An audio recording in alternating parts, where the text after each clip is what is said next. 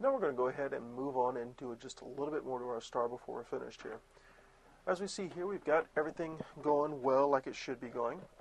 Now what we're going to do is we're going to take this and we're going to add just a little bit more items to it. Actually, we're not going to do it like that. We're going to do M. And instead of our circle marquee, we're going to go to our square marquee.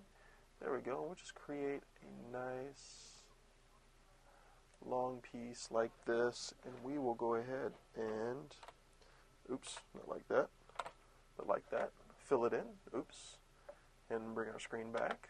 The mouse is very touchy.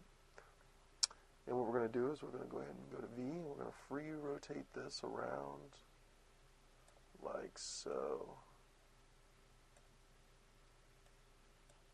Bring it back down. If I can get into the center here, there we go. I'll just move this over here like so.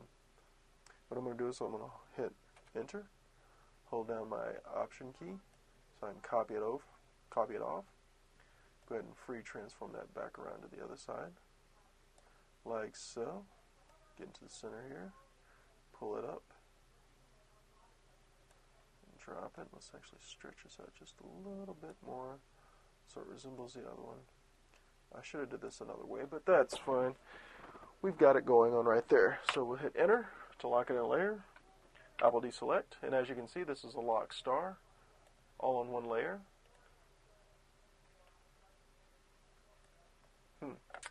Well, it's locked within the center piece here. Either way, that's our star. So we'll stop right there.